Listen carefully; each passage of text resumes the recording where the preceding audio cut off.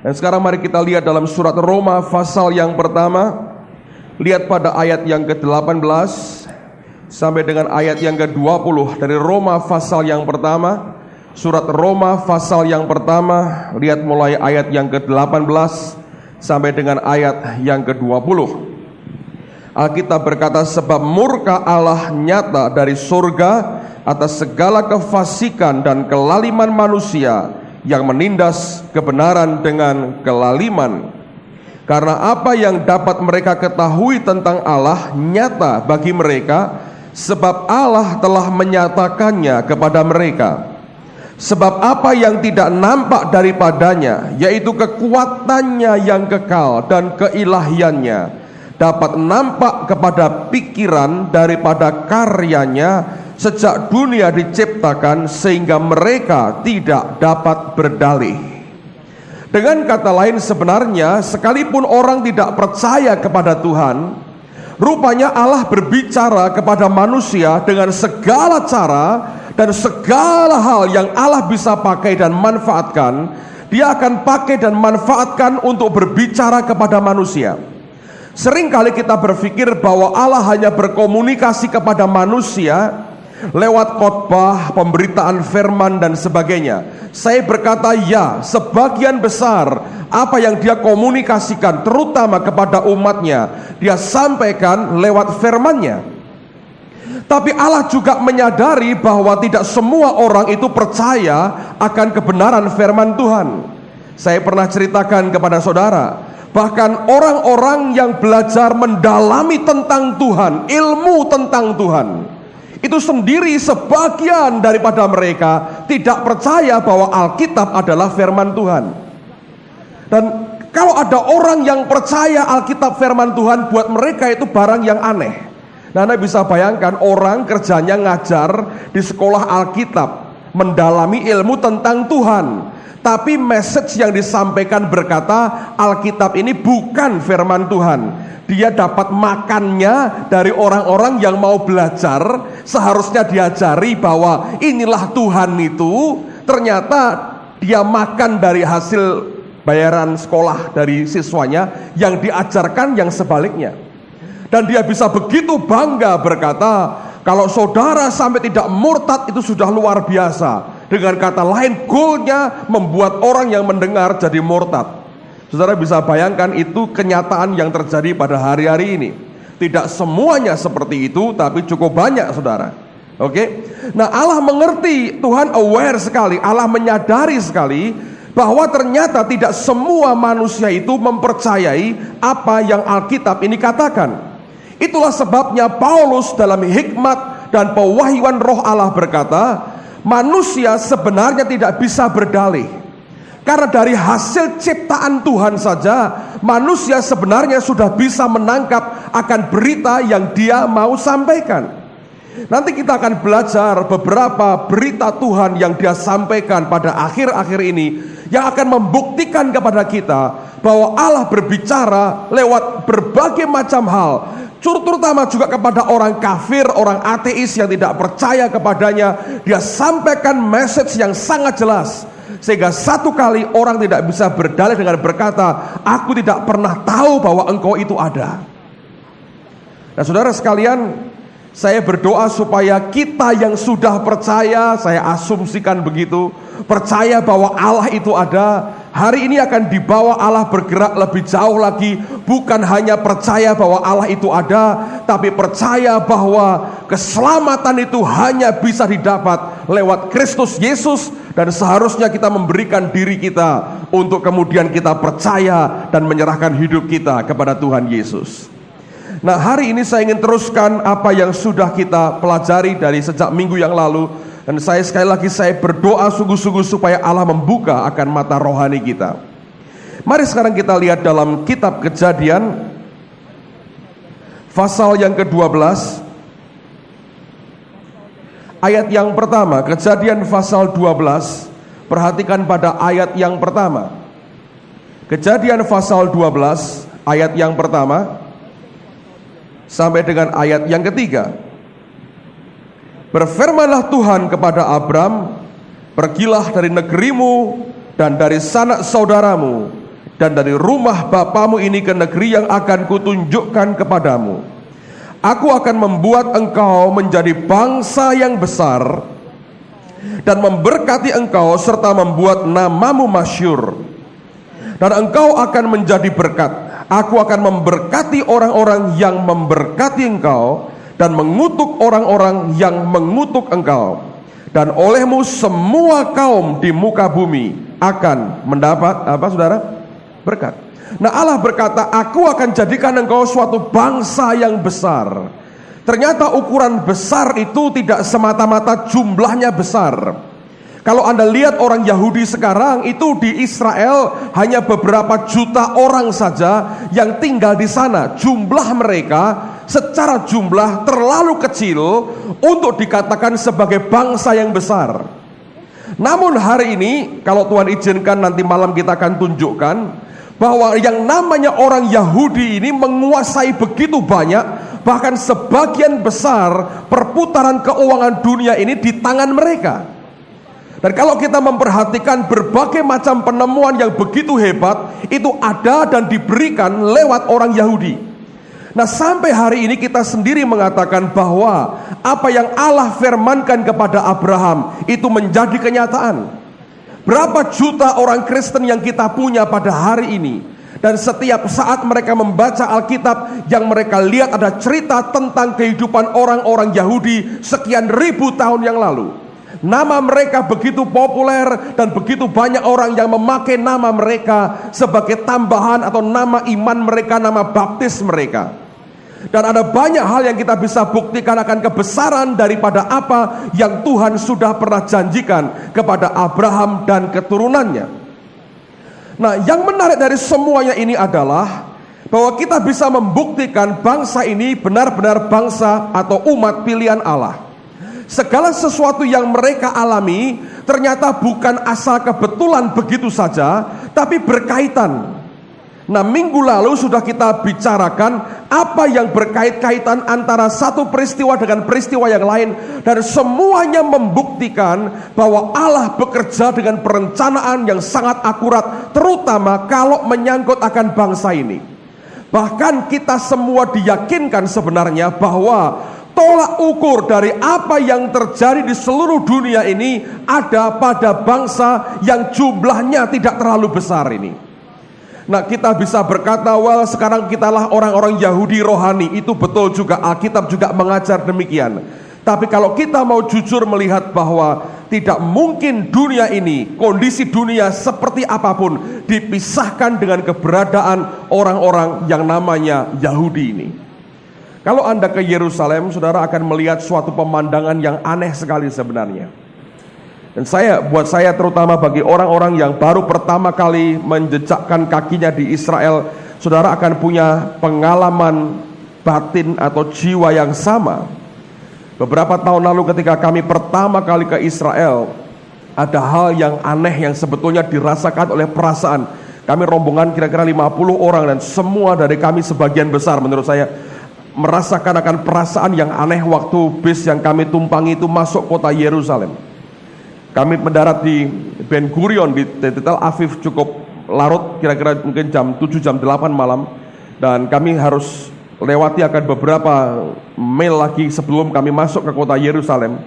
Dan sepanjang perjalanan itu ketika kami masuk dalam bus, dan pendeta Samuel Doktorian mimpin akan turnya, dia mulai jelaskan akan beberapa tempat yang kami lewati. Dia berkata, ini bukit, inilah tempat dulu Samson pernah hidup. Tiba-tiba semua orang jadi merinding karena apa yang seringkali dibaca dalam Alkitab yang tiap hari didengar dari khotbahnya, tiba-tiba kita lihat dengan mata kepala sendiri, walaupun Samsonnya sudah nggak ada, saudara, tapi kita bisa melihat akan bekasnya. Tapi yang paling menarik adalah pada waktu kami memasuki akan kota Yerusalem, saya bisa merasakan semua orang terdiam. Itu kota, saudara, itu kota luar biasa. Dan nanti Alkitab mengatakan dalam kitab Sakaria, kalau Anda baca, kelak Tuhan akan memerintah dunia selama 1000 tahun dari kota itu.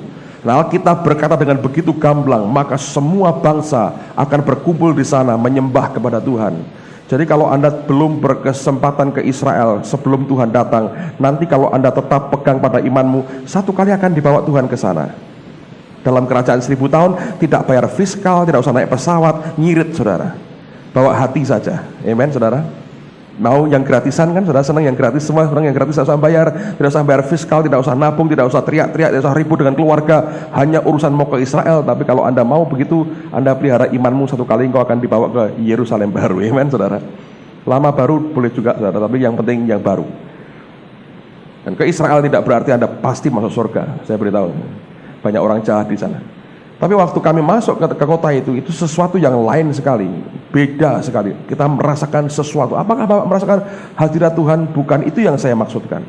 Tapi itu kota menentukan akan masa depan dari dunia. Bukankah di dekat kota itu kelak akan terjadi perang besar yang Alkitab katakan sebagai perang terakhir dan perang Armageddon. Dan kalau itu perang akan terjadi di sana, itu kota punya peran yang sangat penting. Dan hari ini itu kota jadi rebutan luar biasa. Dan kami nginap di satu hotel saudara. Saya lupa nama hotelnya, tapi dekat sekali dengan tembok Yerusalem dan dekat dengan Menara Daud. Mereka bangun namanya Menara Daud di situ. Dan di bagian daripada Yerusalem itu sebenarnya bukit ya, dan itulah tempat Bukit Sion itu ada. Dan kemudian pada waktu itu mereka beri lampu sorot yang bagus sekali. Bentengnya, temboknya dipertahankan, masih tembok kuno sekali. Tapi dari bawah mereka beri lampu sorot yang kuat sekali.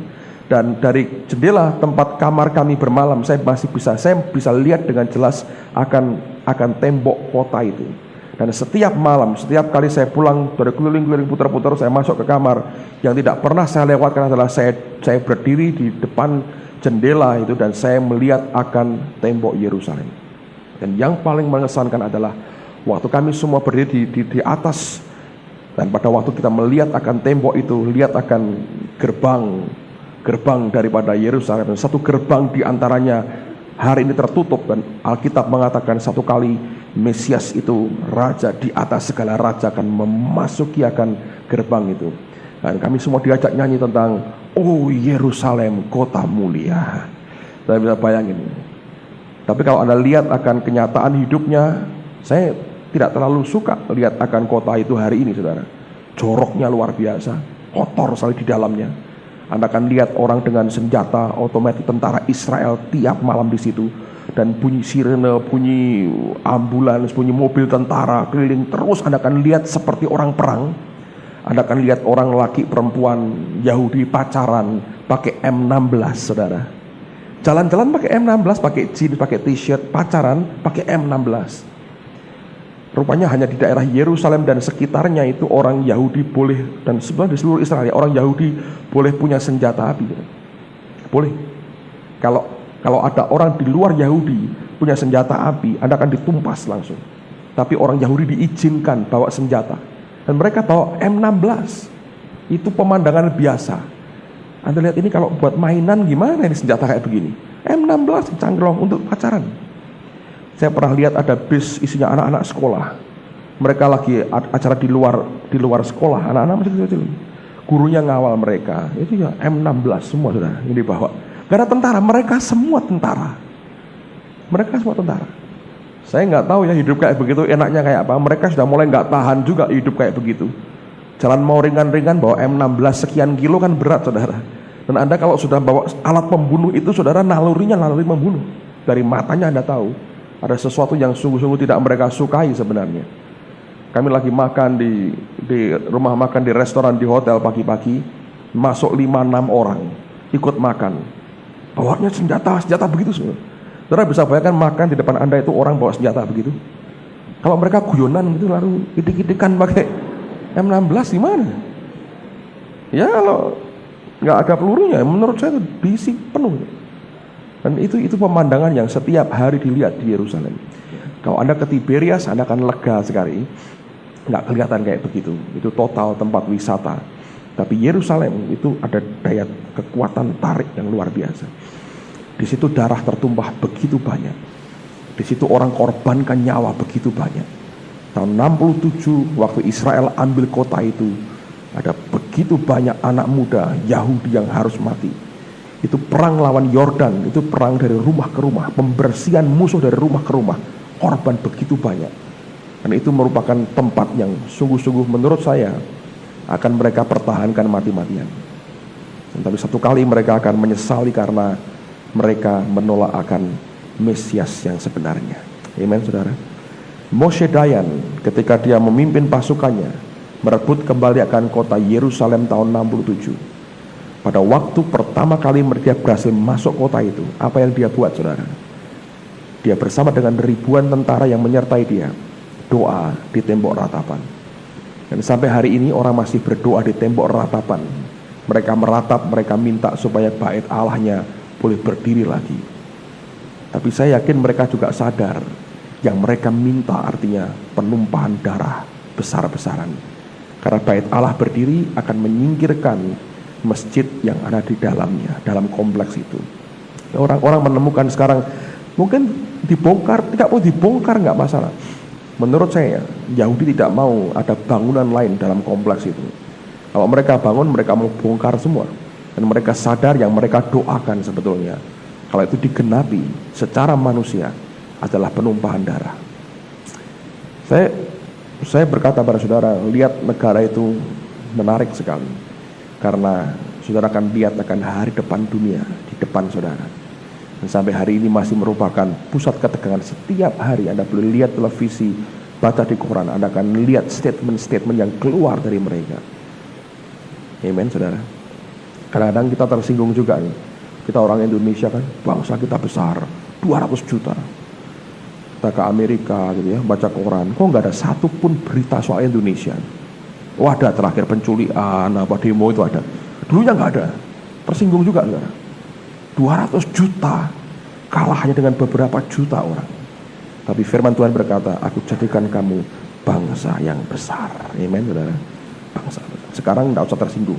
Di mana-mana orang bicara Indonesia, kita lagi terkenal sekarang. Kita lagi terkenal. Anda mau terkenal terus, krisislah terus, saudara. Kalau berhenti krisis, berhenti terkenal, saudara. Oke, saya mau review lagi sedikit apa yang sudah saya sampaikan kemarin. Lihat bahwa ada waktu di mana, tolong dong. Ada waktu di mana apa yang mereka alami itu sepertinya dalam urutan yang aneh sekali.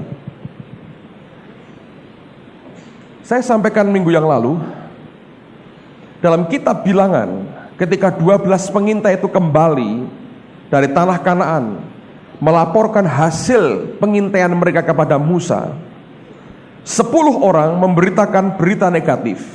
Hanya 2 yang berani berkata bahwa kita bisa masuki negeri itu. Itu aneh sekali. Rakyat mendengar suara mayoritas, sehingga mereka berkata, kita tidak mungkin masuk ke sana. Mereka begitu pahit hatinya, dan mereka berkata, mari kita angkat pemimpin baru. Lalu kemudian Kaleb berkata, jangan, kita bisa masuki negeri itu, hanya jangan berontak kepada Allah.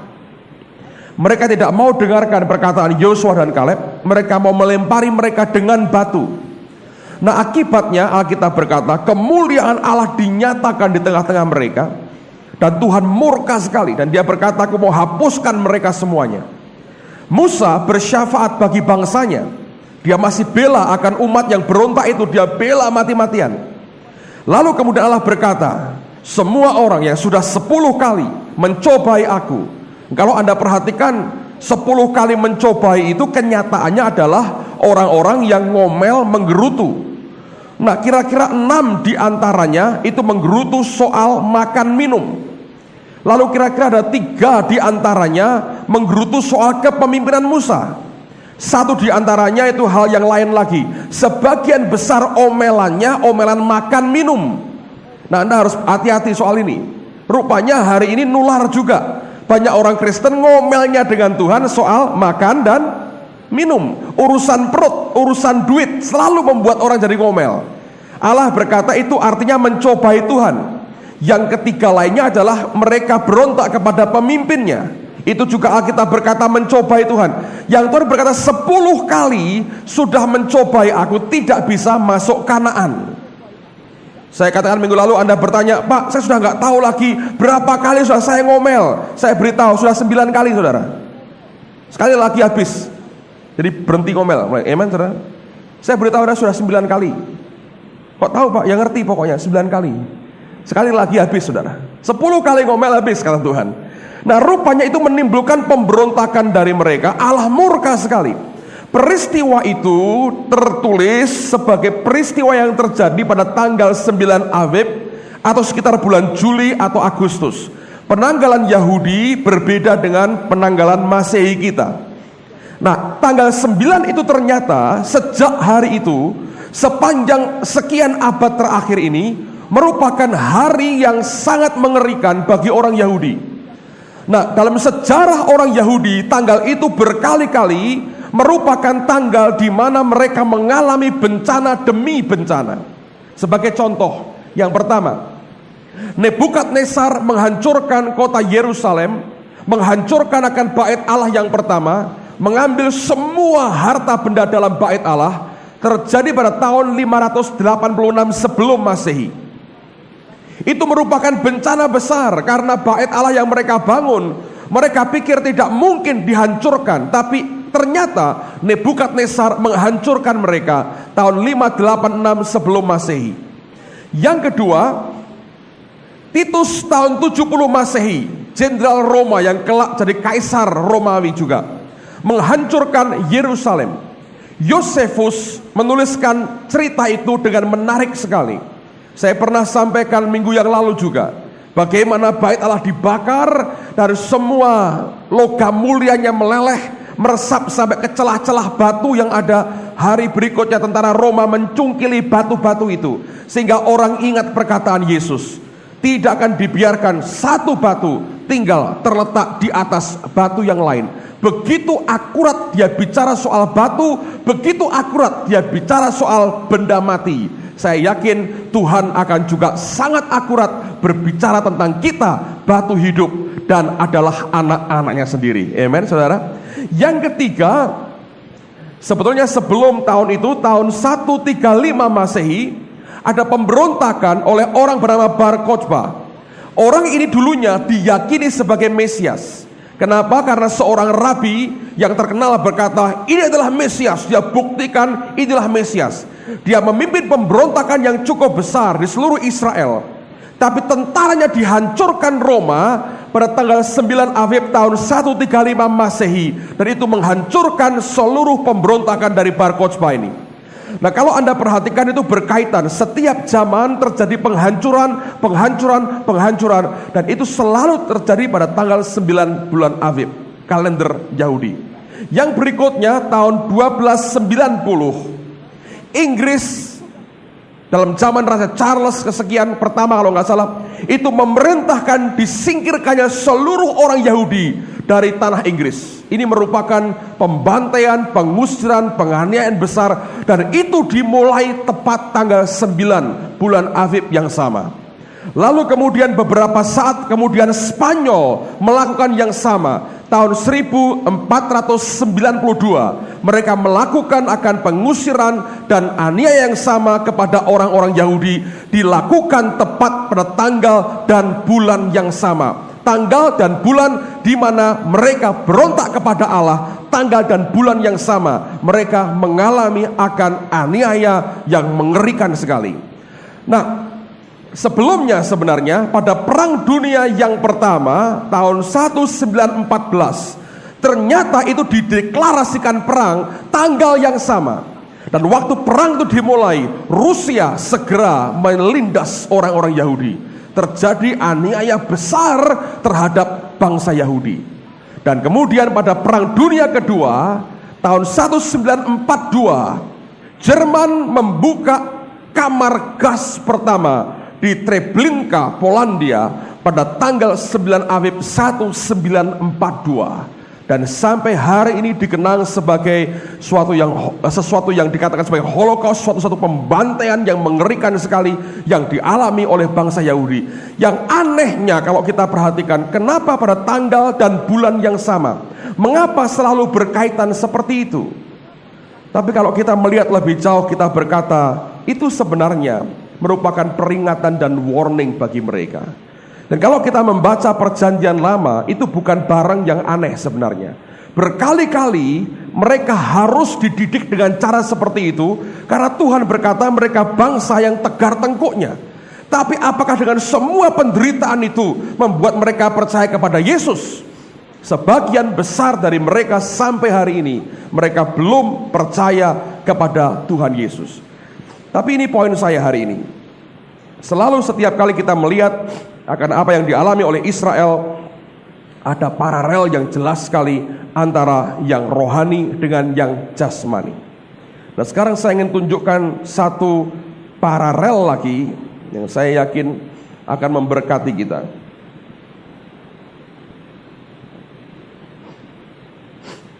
Lihat dulu sebelum Anda lihat akan transparansinya, buka bersama saya Keluaran pasal yang ke-19.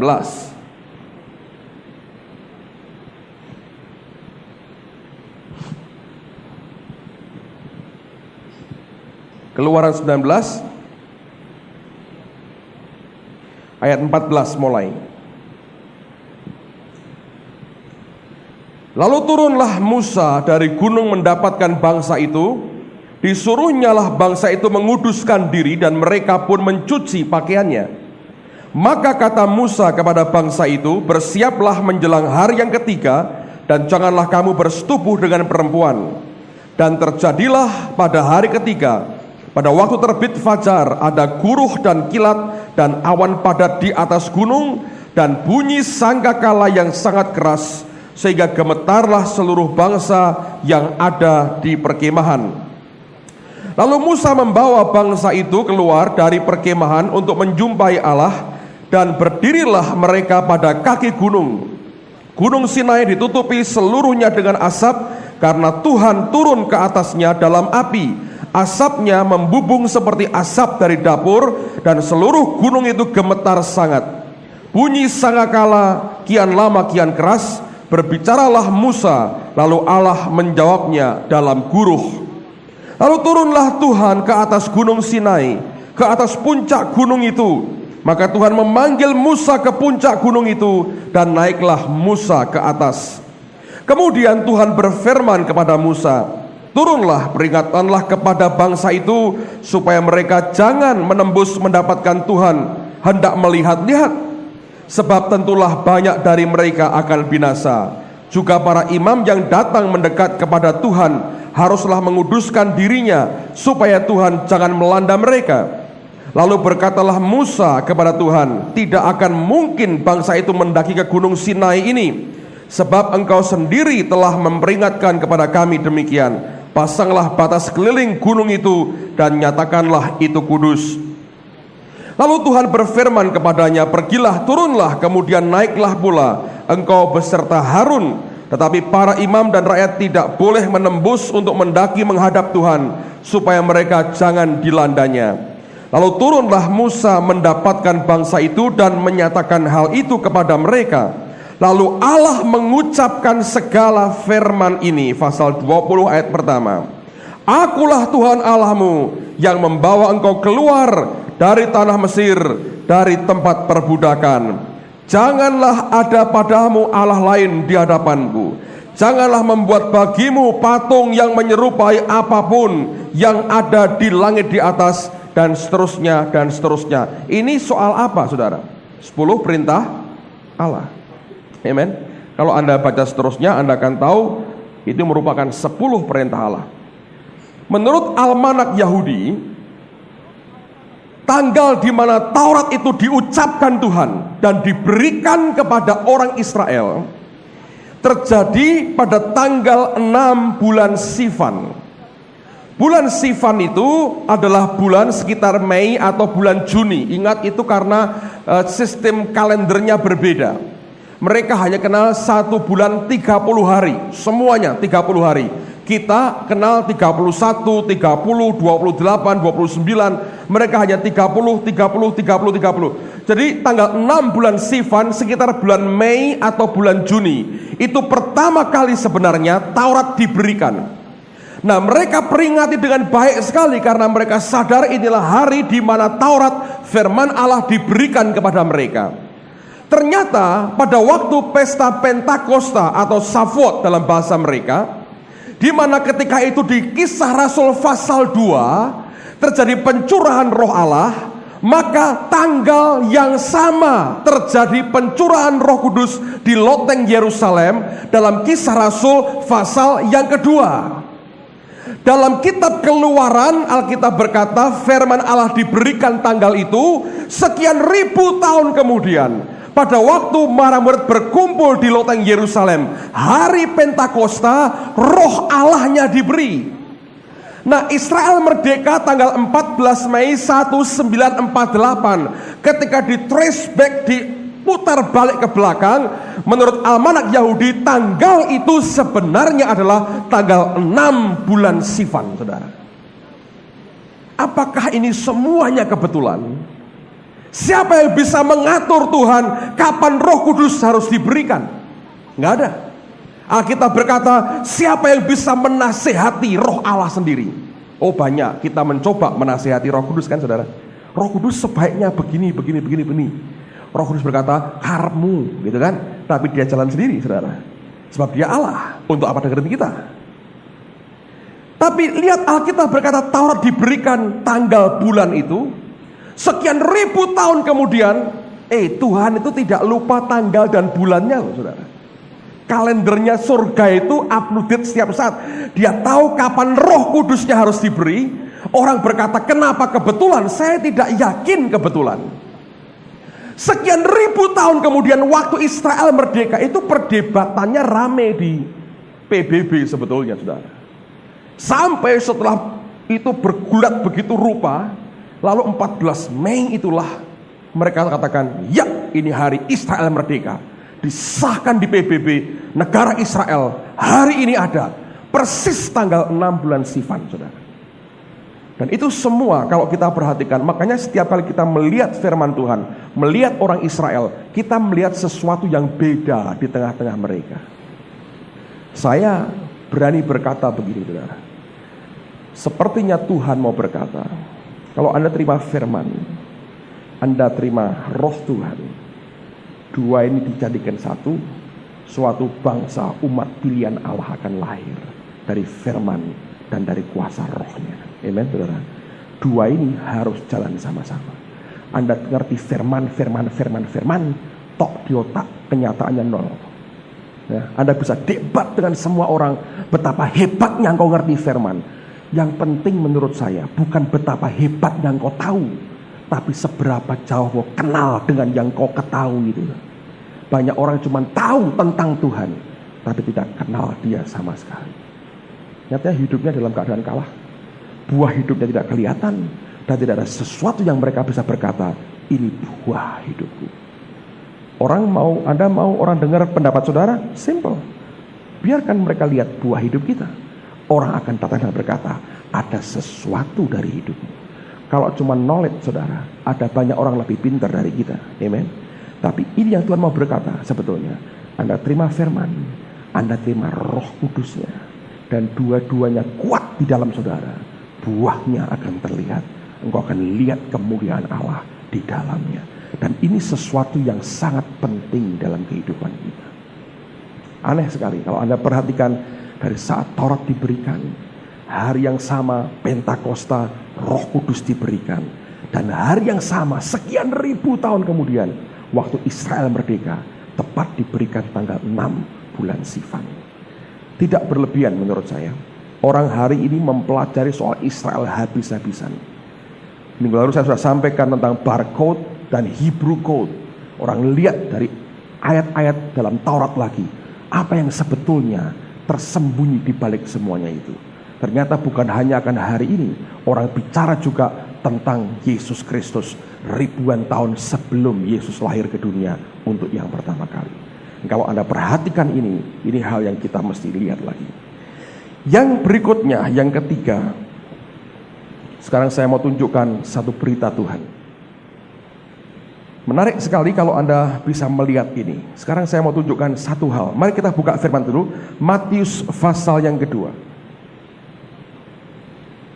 Tadi saya katakan bahwa Allah berbicara lewat ciptaannya. Matius pasal yang kedua, ayat yang pertama sampai dengan ayat yang ketiga.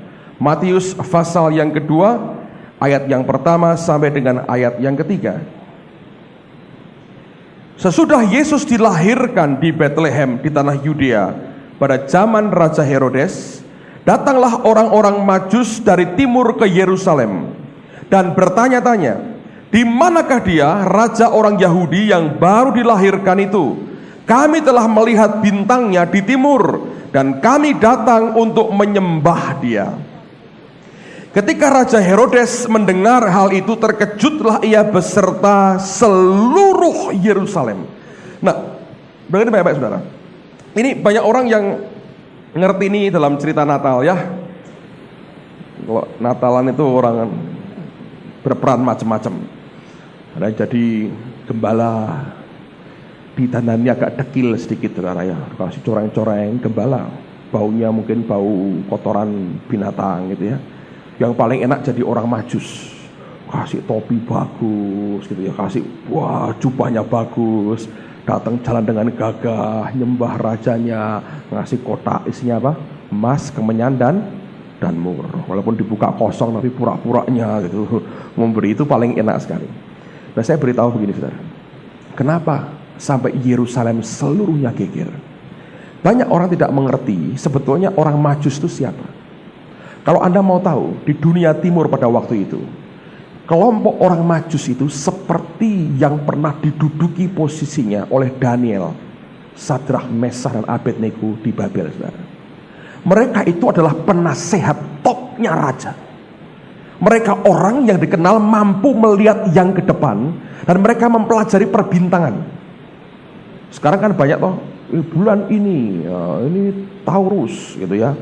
Gambarnya apa? Oh, pantai Apal, puji Tuhan. Lalu kemudian dibilang gini, tahun ini jodohmu seret. Lah wong putune wis 3 saudara. Ya seret dong jodohnya. Bulan ini jodohmu seret. Ya wong putune sudah 3, masa mau kawin lagi, yang lucu juga. Penghasilan kurang, memang rano kerjaan nih ya. Pas semua, itu persis kalau ada 1 juta orang baca kira-kira 50 ya pas. Kalau pas wah langganan. Yang dibuka pertama horoskopnya. Saya mau beritahu, Anda masih buka-buka begitu bertobat. Nanti maju ke depan, tak tumpangi tangan bertobat. Tapi sebetulnya dulu itu ilmu itu dipakai, dan sebenarnya orang akhirnya teliti begini. Itu sekarang ini sudah disalahgunakan setan. Tapi dulu rupanya kalau Anda perhatikan, orang-orang itu, mereka orang Yahudi pun sebenarnya mereka perhatikan semuanya itu. Kenapa? Karena itu berbicara tentang Mesias semuanya. Nah, setiap gugusan bintang-bintang itu dan planet, itu orang Yahudi itu punya namanya masing-masing. Dan itu mereka pelajari. Nah, sekarang dimunculkan lagi, tapi dilihat dari segi kacamata ajarannya orang Yahudi, untuk membuktikan kepada mereka, ini loh, Mesiasmu itu sudah lahir. Kamu tunggu-tunggu itu nunggu apa? Nanti datang kedua kali telat gitu. Nah, orang Majus itu kenapa ketika mereka datang, mereka bilang, Raja Yahudi lahir. Itu membuat geger seluruh Yerusalem. Karena kalau mereka datang, sebetulnya bukan cuma orang 3. Ini pembesar kerajaan, saudara. Diperkirakan rombongannya banyak sekali, bisa puluhan itu. Nah, Anda bisa bayangkan ada 3 orang minimal, atau mungkin lebih. Rombongan begitu banyak, dengan onta-onta mereka, dengan semua barang-barang yang mereka bawa, dengan pengawalan kerajaan masuk Yerusalem. Yang gak geger siapa? Tanyanya begini, mana raja yang baru lahir? Gak ada, mereka gak dengar. Tapi karena perkataan mereka didasari oleh pengetahuan mereka soal perbintangan yang di atas, dan pada waktu itu orang percaya betul perkataan mereka, geger saudara. Herodesnya bingung, ini apa yang terjadi sebetulnya. Nah, itu yang sebabnya kita harus mengerti, orang-orang ini mempelajari betul akan apa yang ada di atas, saudara. Dan Roma berkata, dia juga berbicara lewat apa yang diciptakannya. Nah, saya tidak ngajari ini lalu Anda lihat horoskopmu, saudara. Itu horoskop yang Anda lihat sekarang perlu bertobat, saudara. Dan Anda juga perlu bertobat kalau masih suka baca begitu. Itu yang membuat jodohmu seret, rezeki seret, karena diserti terus sama horoskop sih. Sudah mendapat proyek, rezeki kurang minggu ini, wis ora usah kerja. Lagi koran mun ini rezeki kurang kok. Kok percaya koran, Saudara? Nek keliru, wong ramalan, nek bener, lho bener toh. Lah kan bodoh toh, Saudara. Dibodohi koran gitu ya mau tiap hari golekane gitu. Nah, saya mau beritahu Saudara. Tapi dulu itu yang mereka perhatikan. Sehingga Allah berbicara kepada mereka lewat cara yang sama. Nah, saya mau tunjukkan sesuatu hari ini. Sekali lagi, saya tidak ngajari Anda untuk horoskop loh ya. Tapi Anda harus tahu ini ada sesuatu yang menarik sekali. Pada tanggal 16 Juli tahun 94 sampai tanggal 22 Juli 94, Jupiter, planet Jupiter itu dibombardir oleh 21 komet. Dan komet itu diberi nama Shoemaker-Levy 9. Shoemaker-Levy 9. Komet ini ditemukan oleh 3 orang Yahudi, yaitu Eugene and Caroline Shoemaker dan David H. Levy. Ini 3-tiganya orang Yahudi. Mereka ahli soal ruang angkasa, perbintangan. Ini bukan tukang ramal, Saudara. Dia bukan astrolog, bukan. Dia bukan tukang ramal. Dia orang yang tahu soal bintang-bintang, soal tata surya, tentang planet. Mereka menemukan adanya satu komet yang mendekat, mengitari, menuju ke arah Jupiter. Dan ternyata itu komet pecah. Kepingannya, karena begitu besar sekali. Kepingannya itu jadi 21 total semuanya. Dan itu yang menemukan adalah 3 orang Yahudi ini. Dan tanggal 16 Juli, waktu boom yang pertama, komet pertama menghantam Jupiter, terjadi pada tanggal 9 bulan Aviv sebetulnya. Pada waktu di Israel orang sedang berduka, itu merupakan season of repentance mereka. Mereka berduka, mereka puasa, mereka berkabung. Tanggal itu para pengamat menyaksikan tepat tanggal yang sama Jupiter itu dihantam pertama oleh komet pertama. Dan itu hantaman terus berlanjut sampai dengan tanggal 22 Juli tahun 94. Nah, yang menarik adalah planet Jupiter itu oleh orang Yahudi mereka punya nama. Nama Yahudinya adalah Sedek. Dan nama Sedek artinya kebenaran, righteousness. Orang Yahudi meyakini bahwa Jupiter itu merupakan simbol daripada Mesias sendiri. Karena namanya Sedek artinya kebenaran. Dan Yesus berkata, akulah apa?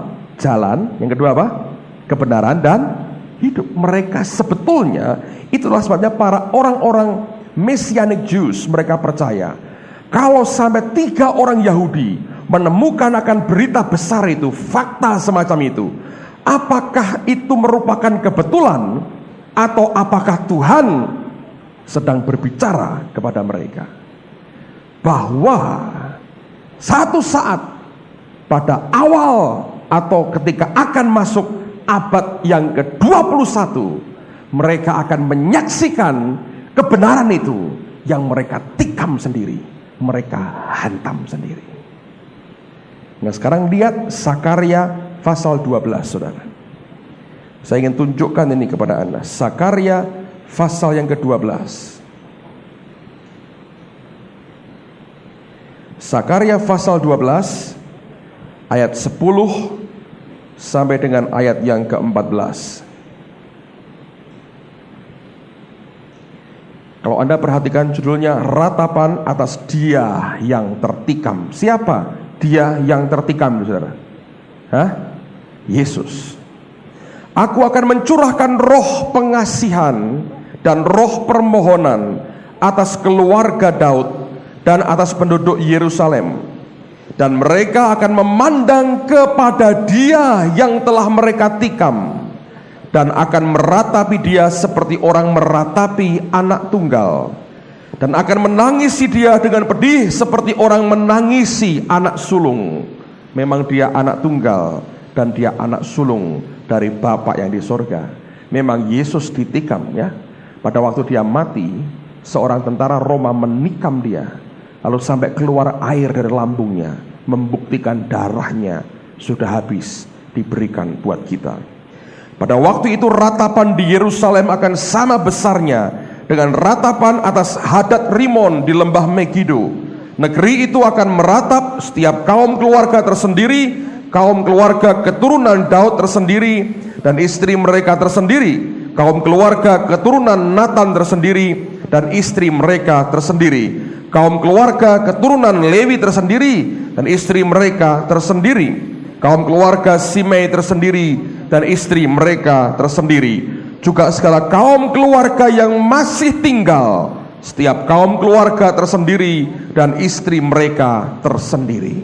Akan ada waktu ketika Yesus datang yang kedua kali, mereka sekejap mereka melihat dia dan mereka meratapi menyesali kebebalan mereka. Ternyata yang mereka salibkan itulah yang selama ini mereka tunggu-tunggu, tapi mereka sendiri yang menyalibkan dia. Saudara, orang-orang Messianic Jews meyakinkan orang Yahudi yang lain dengan berkata, kalau sampai 3 ilmuwan Yahudi menemukan kenyataan Yupiter, Sedek, kebenaran itu, dihantam 21 kali. Dan peristiwa itu dilihat pertama kali, ditemukan oleh orang Yahudi. Mereka berkata, apakah itu bukan berita Tuhan buat orang Yahudi? Sekarang ini orang mencoba untuk menghitung kapan awal daripada milenium baru.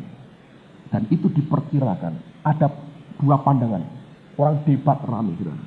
Apakah itu tahun 99 atau tahun 2000? Tapi seandainya satu di antara mereka yang benar, saudara, kita nggak punya banyak waktu lagi. Saya tidak berkata tahun depan Tuhan datang, saudara. Tapi saya percaya ada satu perubahan yang sangat kuat akan terjadi. Dan itu akan segera digenapi.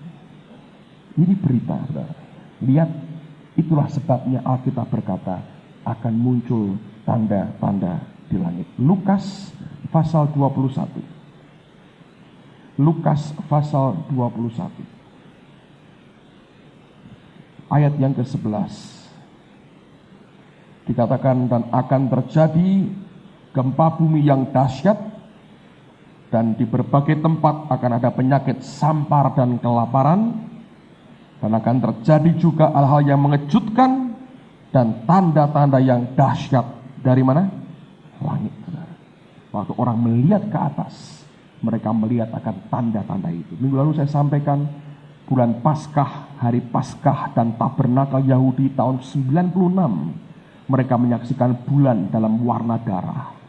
Dan Agustus tanggal 11 tahun depan, Yerusalem, di atas Yerusalem akan terjadi gerhana matahari. Nah, menarik sekali, saudara, bahwa ini berkaitan dengan apa yang segera akan terjadi. Nah, kalau Yesus datang yang kedua kali, tidak berarti kiamat atau semuanya selesai. Dia hanya datang untuk mengambil mempelainya. Yang bukan mempelai, ya tetap tinggal di tempat. Anda mungkin dapat rumah kosong dan Anda boleh memilikinya. Tanah yang tidak diinginkan oleh pemiliknya, Anda boleh ambil. Gereja ini Anda boleh ambil juga, kalau mau. Tapi saya beritahu, itu bukan arti segala-galanya. Masih ada kehidupan lagi sekian tahun lagi. Dan oleh orang Yahudi dikenal sebagai masa kesulitan bagi Yakub.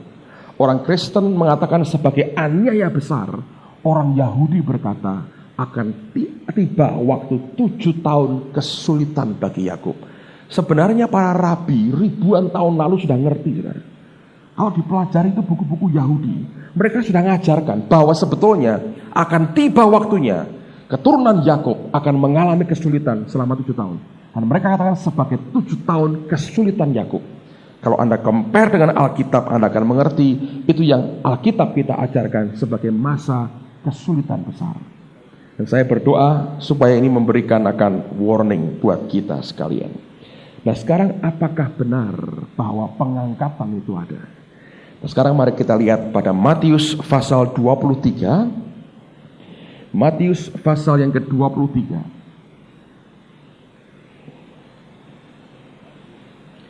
Injil Matius pasal 23 Lihat pada ayat yang ke-37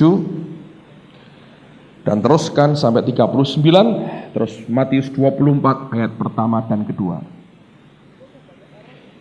Sebetulnya banyak orang tidak terlalu happy dengan berita pengangkatan.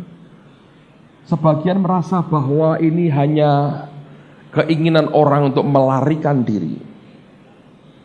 Dan mereka berkata, ya kita lah harus tinggal di bumi, sengsara-sengsara. Saya rasa anugerah Tuhan untuk mereka juga ya, kalau mau sengsara ya akan diberi oleh Tuhan. Tapi menurut saya mari kita lihat kebenarannya lah. Kita kuat bukan karena kita, saudara. Kita kuat bukan karena keyakinan kita. Kalau kita kuat karena anugerah Tuhan menguatkan kita. Kekuatan Tuhan menguatkan kita. Amen. Tapi Ben Hinn pernah mengajar bagus sekali. Apa yang harus engkau perbuat kalau engkau tertinggal dalam pengangkatan? Anda perlu dengar tuh mungkin ya, saudara ya. In case, siapa tahu carry gitu. Dia ngajar itu. Terperinci ada videonya tuh. Apa yang harus kamu buat? Saya waktu dengar pertama, saya bilang nggak perlu lah, kita nggak akan tertinggal lah, saudara ya. Tapi dia ngajar begitu. Apa yang harus kamu perbuat kalau sampai kamu tertinggal dalam pengangkatan? Itu diajarkan sama dia. Kamu jangan percaya sembarang orang, kamu harus begini, kamu harus begini. Dia diajari detailnya supaya kamu tahan gitu. Kalau sampai terakhir kecepit, wes anggur mati daripada nyangkal Yesus, nanti kamu ke neraka katanya gitu. Diajar dengan detail. Dan itu diajarkan. Ben Hinn ngajar begitu.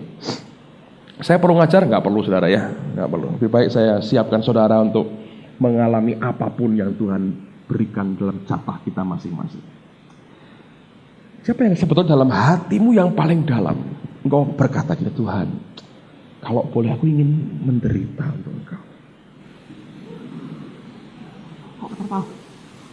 Ada mungkin ada. Coba saya angkat tangan saudara. Jujur Tuhan kalau boleh, aku ingin menderita untuk engkau. Ada? Nobody. Dapat permen saudara kalau nggak ada ya? Belum. Tapi kalau Anda diberi anugerah untuk itu, Anda akan dibawa Tuhan sampai ke situ. Sampai bisa. Tapi mari kita lihat Matius 23 ayat 37. Keluhan terhadap Yerusalem. Yerusalem, Yerusalem, engkau yang membunuh nabi-nabi dan melempari dengan batu orang-orang yang diutus kepadamu. Berkali-kali aku rindu mengumpulkan anak-anakmu sama seperti induk ayam mengumpulkan anak-anaknya di bawah sayapnya, tetapi kamu tidak mau. Lihatlah, rumahmu ini akan ditinggalkan dan menjadi sunyi. Dan aku berkata kepadamu, mulai sekarang kamu tidak akan melihat aku lagi, hingga kamu berkata, baca sama-sama, 2, 3, diberkatilah dia yang datang dalam nama Tuhan. Sesudah itu Yesus keluar dari bait Allah, lalu pergi. Maka datanglah murid-muridnya dan menunjuk kepadanya bangunan-bangunan bait Allah. Ia berkata kepada mereka, kamu melihat semuanya itu? Aku berkata kepadamu, sesungguhnya tidak satu batu pun di sini akan dibiarkan terletak di atas batu yang lain. Semuanya akan diruntuhkan. Kemudian dia ngajar tentang tanda-tanda akhir zaman.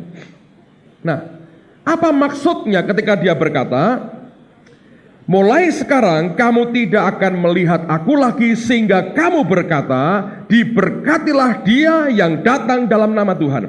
Nah, ini sebetulnya dikutip dari Mazmur pasal yang ke-118. Coba buka dulu saudara. Mazmur 118 ayat yang ke-26. Sebenarnya ini merupakan Messianic Psalm atau Mazmur Mesias. Alkitab berkata, diberkatilah dia yang datang dalam nama Tuhan. Kami memberkati kamu dari dalam rumah Tuhan. Nah, sekarang dengerin dulu saudara. Ini merupakan bagian daripada tradisi Yahudi, terutama yang berkaitan dengan pernikahan. Saya katakan minggu yang lalu, bagaimana cara orang Yahudi menikah? Kalau seorang laki-laki jatuh cinta dengan seorang wanita, maka dia akan melamar akan wanita itu. Laki-laki itu akan datang kepada keluarga perempuannya, entah didampingi orang atau tidak, tapi dia datang kepada calon mertuanya, ya mestinya dengan hormat dan sangat terhormat datang kepada calon mertua, dan dia mengajukan lamarannya. Lalu si orang tua perempuan ini akan mengajukan moharnya, atau maharnya, atau mas kawinnya. Itu biasanya mereka hitung, ongkos mereka membesarkan anak itu berapa. Makannya banyak, ongkosnya tinggi, saudara. Sekolahnya dhuwur, dihitung semua itu. Kira-kira berapa? Ini anakku itu regone piro kira-kira, saudara. Dihitung sunimbang badan kali kalau sekarang, saudara ya, tapi ya enggak lah dulu. Dihitung kira-kira orang tuanya mau ngitung berapa. Nek anak ini nyebelke wis murah-murahan wae. Mumpung ono sing gelem, buang gitu ya. Tapi pokoknya ada aturannya sehingga itu ada moharnya. Lalu kemudian si laki-laki ini akan membayar mas kawin itu. Begitu mas kawinnya dibayar, maka sebetulnya mereka terikat dalam pertunangan. Lalu ketika sudah diterima semuanya, maka si calon pengantin perempuan meminum anggur. Minum anggur sebagai tanda mulai saat ini aku terikat dengan kamu. Kalau mereka mau cerai itu harus pakai surat cerai. Itu nggak bisa langsung wes barbar putus balik no kabeh. Apa sumbangannya balik ki, lempere semua kembalikan, nggak bisa, saudara. Itu ada aturannya, itu tidak bisa semena-mena. Oke? Nah, lalu kemudian si laki-laki ini akan pulang ke rumah orang tuanya untuk menyiapkan kamar di dalam rumah orang tuanya untuk jadi kamar pengantin. Biasanya butuh waktu 1 tahun atau 2 tahun biasanya. Itulah sebabnya Yesus menggunakan kalimat ini. Di rumah Bapakku ada banyak tempat. Ada many rooms, ada banyak kamar. Kalau tidak, tentu aku mengatakannya kepadamu. Aku akan pergi menyiapkan kamar buat kamu. Dia menggambarkan dirinya sebagai mempelai laki-laki, harus pulang ke rumah Bapa dulu, nyiapkan kamar pengantin buat calon mempelainya. Dan nanti setelah semuanya siap, aku akan kembali kepadamu. Makanya nanti kita ikut perjamuan kudus, ketika saudara makan tubuhnya, minum darahnya, kita mau berkata sebetulnya, Tuhan, aku ini milikmu.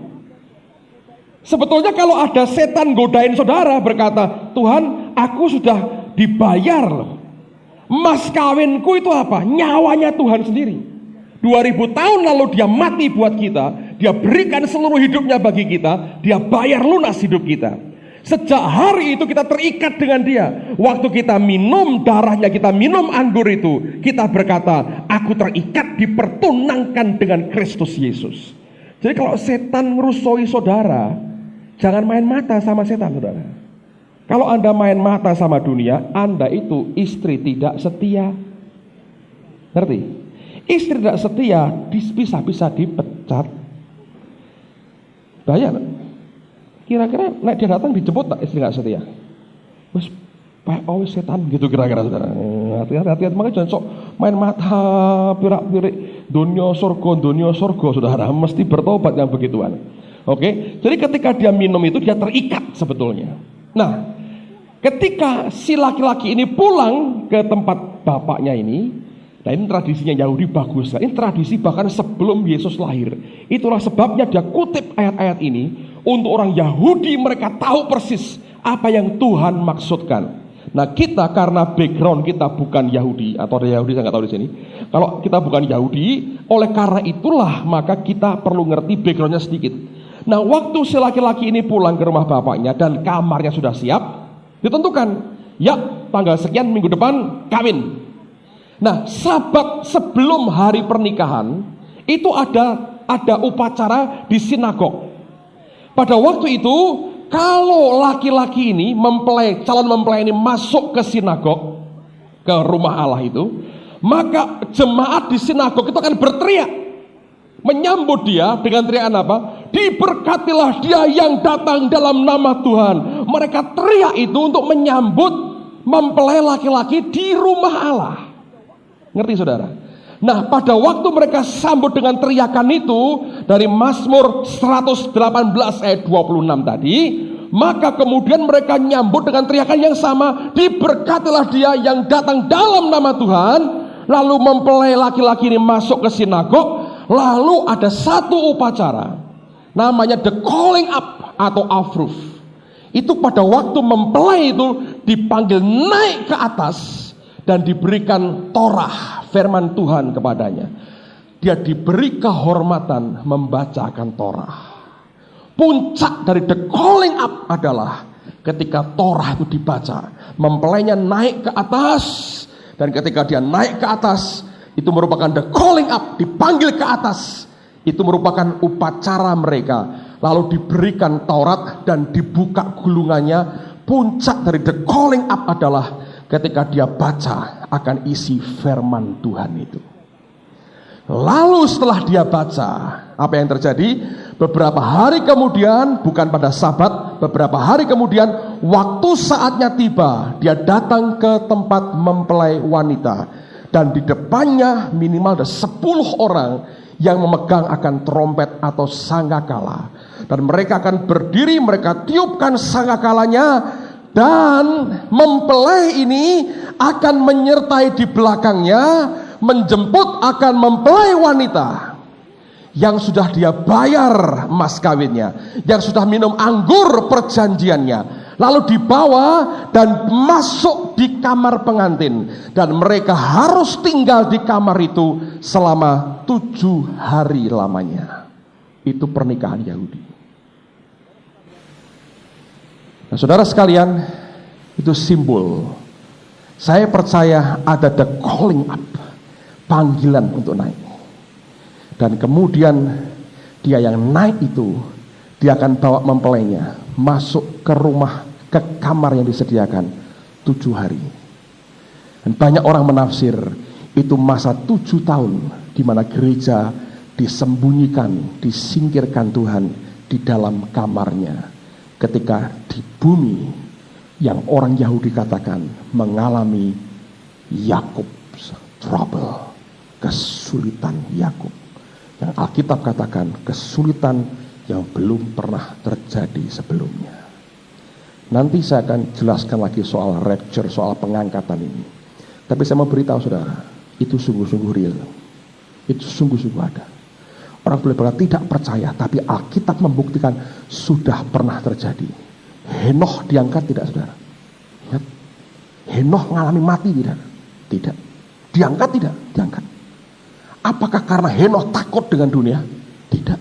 Alkitab berkata dia bergaul dengan Allah. Dia bergaul, dia bergaul, dia bergaul, dan tiba-tiba tidak ada lagi. Dia diambil. Yang kedua, Elia. Elia diangkat Tuhan. Dengan apa? Dengan kereta yang luar biasa. Saya belajar sesuatu dari Elia. Orang boleh berkata ini nabi gagal, takut sama perempuan. Tapi saya berkata Tuhan melihat dengan kacamata berbeda. Dia tidak mengalami kematian. Henoh dan Elia tidak mengalami kematian, saudara. Anda bisa lihat itu. Yesus ketika bangkit dari antara orang mati, dia terangkat tidak, saudara? Terangkat. Alkitab berkata roh yang sama yang membangkitkan Yesus ada di dalam kita. Kalau dia bisa buat begitu, dia bisa buat dengan kita. Betul nggak, saudara? Filipus pernah diraibkan. Nah, kata diangkat sebetulnya lebih tepat seperti diraibkan. Dilarikan, tiba-tiba hilang dan muncul di tempat lain. Allah bisa buat seperti itu. Dulu ada orang ngajar begini, saudara. Bumi itu bulat, ya, bumi itu bulat. Orang Indonesia di sini, orang Amerika di sini. Lah diangkat itu kemana kan nggak ketemu katanya. Satunya naik atas kan nggak ketemu. Itu kan pikirannya manusia. Itu memang bukan physically mabur kayak Superman gitu. Bukan. Memang Alkitab nggak berkata itu. Ketika itu menurut saya istilah lebih tepat itu diraibkan, hilang. Dalam sekejap hilang. Nggak kelihatan. Dan Tuhan tidak hidup dalam alam jasmani ini kan, saudara. Dulu saya pikir iya benar juga ya. Kan nggak ketemu ya. Aku ke sana. Saya Amerika, jauh saudara, nggak ketemu. Ternyata bukan itu kan pikirannya orang, saudara. Kalau kita ngerti kebenaran, bukan karena ketakutan, saudara. Sing ketakutan malah diangkat sisan. Wong Allah tidak memberi roh ketakutan.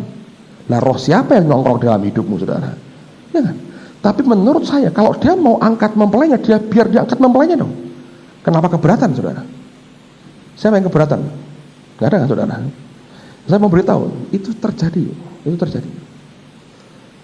Orang sekarang berdebat, apakah ini sebelumnya atau pertengahan aniaya atau setelahnya. Itu KCM yang 7 tahun tok, saudara. Bener, yang mana terserahlah saya berkata. Tapi itu akan terjadi. Saudara.